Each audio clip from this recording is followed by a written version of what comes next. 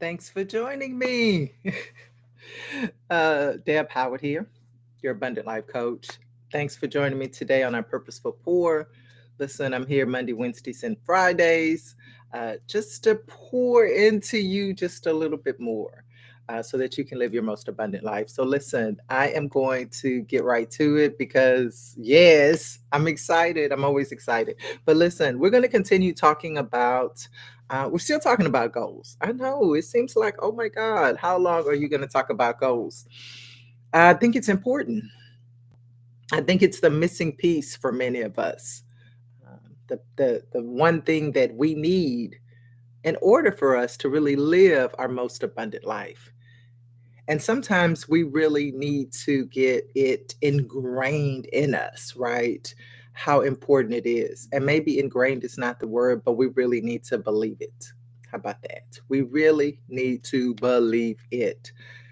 Until we are convinced and believe that something is important, necessary in our life, most likely we're not going to do it. Okay.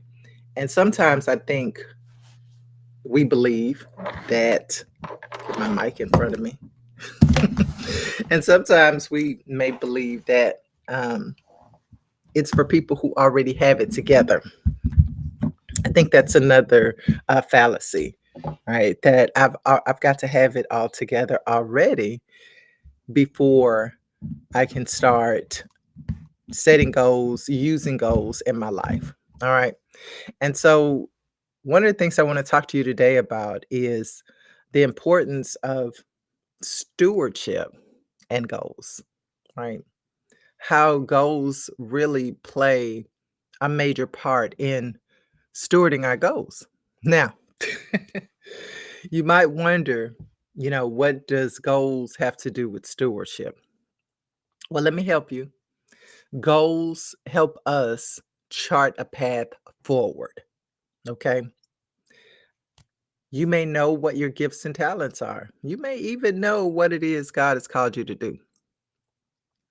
What goals do is help us map out that plan. All right, how we're going to achieve whatever it is. They transform good intentions into actionable plans. How about that? Because many of us have good intentions, but we need a plan to go with those good intentions. Good intentions are stay in Neverland. Okay, that's in your imagination. I intend to that helps no one. Your intentions, no, it's your actions that make an impact, not your intentions. So goals help us transform those good intentions, right? Because I have all these good intentions in my head or in my heart, wherever you have them, right? I'm going to transform those good intentions into an actual plan, an actionable plan that I can use, right? And this actionable plan is going to help me even be a better steward because those good intentions, right, are they're aligned, they're packed in with the gifts and talents and all that God has given us to steward. So I want to take all of that, right, what I intend, and I want to put it, I want to record it. I always want to say you should write it down because I like to write things down, but I understand that we have a lot of technology, right? So maybe you're recording it using a voice recorder, um, an AI 2 Plod or something like that. Maybe you're typing it up, right, in your notes app on your phone. Maybe you're recording it in some document, however and whatever way, right? Because remember, we want to pull those good intentions, right, from imaginary place, from the spirit realm, right? We want to pull those out and bring them into this realm. And one way we do that, into this earth realm, one way we do that is by recording it, right? Writing it down, recording it in some way. Because as long as it's up here, child, I'm trying to tell you, it's just up there, and you'll forget. All right, all right, all right. So without goals, we may have desires or dreams, but we never get around to doing them, right? Because they stay up there. So think of it this way: stewardship is the principle that we're responsible for, right? We're responsible for what God has given us, right? That's what stewardship really tells us, right? That we are responsible. And goals are the tools to help us make the most of what God has given us, right? It's the plan. We need a plan. We do need a plan. All right, y'all, we do need a plan. So goals help us in several ways, right? To be better stewards of our gifts, right? Goals help us manage our time better because remember, usually when we set a goal, we have some kind of timetable, right? Or some end date or target date, right? So time is one of our most precious, you already know this, our most precious resource is time. Right? The one thing you can't get back, you can get a lot of things back, but you can't get time back. Right? So, with that said, goals help us to allocate that time more wisely, and we spend less time drifting, right? And being daydreaming, right? All that kind of stuff. It allows us to be more purposeful because now we have a plan, and I know that this is what I need to do by this date. And when I remind myself, every so often, I'm going to go back and look at those goals and remind myself that, yes, I need to get this done, right? Or I need to adjust it. Now, remember, goals can be adjusted, right? The time can be adjusted, but we want to we want to keep those goals in our memory, right? We want to remember because this is our plan that this is what needs to be achieved. And when I look at those goals, right, that's my reminder that, hey, I still need to get this achieved. I still need to do this, regardless of, what other circumstances may come up. That those goals bring you back to your center, to your purpose, to what God has called you to do, right? All these things that you heard, right? Because we hear from God, right? But sometimes, maybe y'all don't, but I know sometimes, yeah, it kind of slips my mind, some things, right? Yeah, I know God told me to do this and it's in the back of my mind. But with all the other responsibilities, all the other things that come up in life, all the situations, right? Sometimes it gets placed on the back burner. And so goals help us keep those things that God told us, those things that we know we need to achieve on the forefront. All right. All right. And then goals help us multiply our talents. Remember the parable of the talents? So we don't want to bury our gifts, right? We don't want to hide our gifts, but we want to put our abilities to work. And we do that by, yes, setting goals. Goals help us to manage our finances. They help you manage your finances. Listen.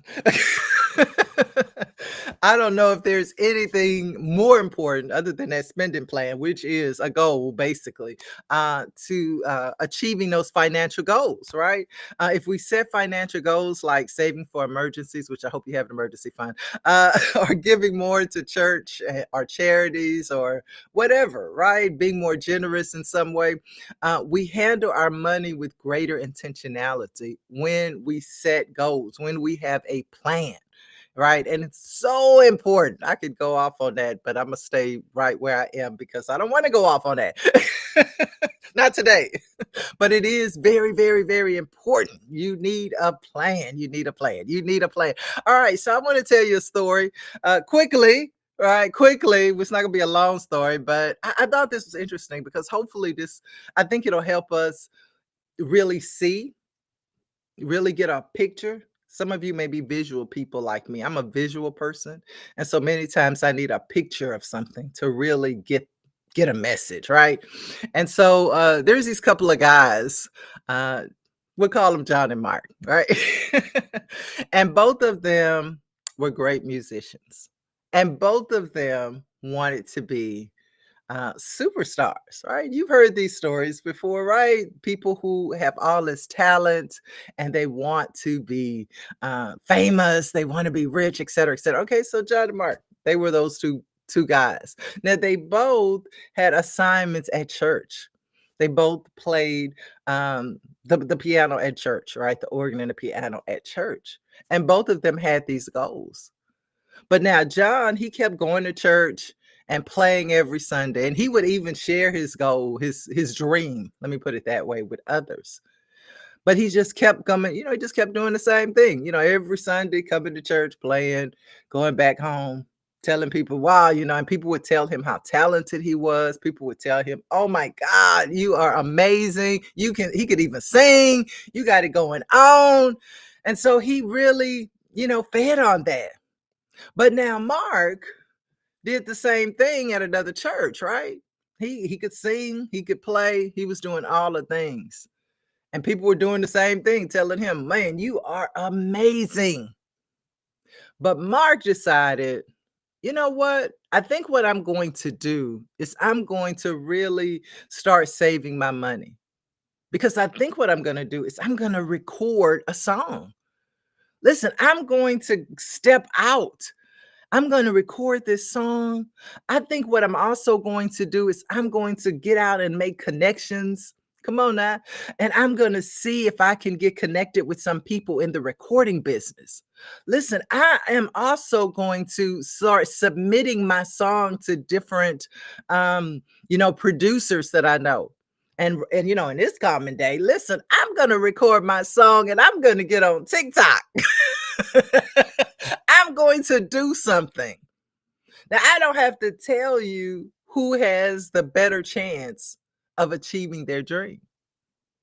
Mark had a plan. He didn't just continue to say, this is what I want. I hope one day I can do this. Because these are things that we do. I've done it. I hope one day I can do this. I hope one day this happens or that happens. Hope is great, but without a plan, it's just a wish. Okay. So I want you to really see that those who take action, those who sit down and say, listen, I'm going to do more than just hope that it happens. Now, John I guess, get discovered at his church. He could. Somebody could walk into church and blah, see him and help him out.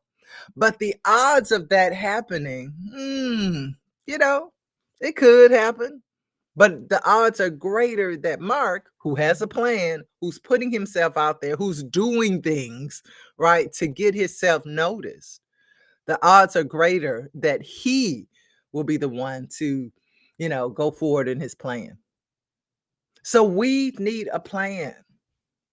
Now, you probably heard people like this. You probably have. You probably heard people that have these big dreams and you're probably even saying they don't do nothing towards that. They're not taking any action. They have no plan, nothing. How are they going to achieve that? Well, I'm going to ask you that because I know all of us have dreams. All of us have a vision, I hope, for our life. All of us have things that God has called us to do, whether it's ministry, whether it's a business, whether it's whether it's even raising your family, getting your kids through college, whatever it is. What's your plan to achieve what God has given you to do?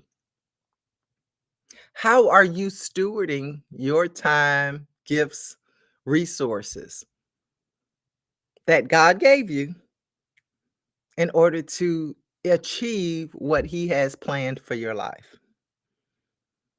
Listen, it's not to say that we can't enjoy ourselves, right? Because you might be saying, "Listen, I need time for me too." Yes, you do, but you also need time to accomplish what God has called you to do. Listen, that's what we're talking about. That's what I'm here to encourage you to do.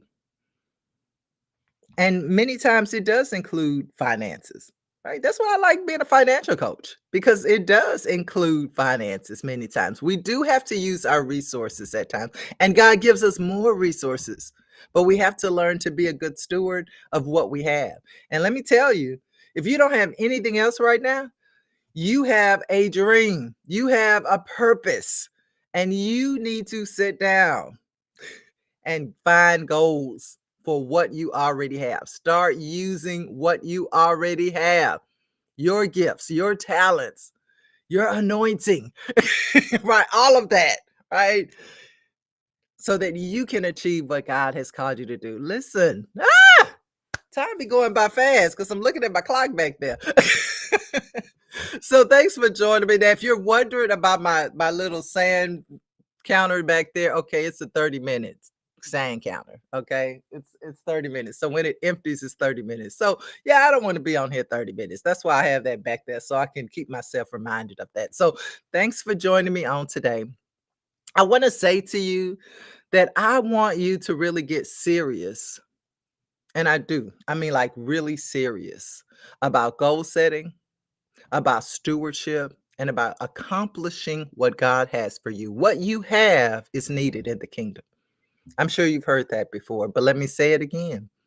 What you have is needed in the kingdom.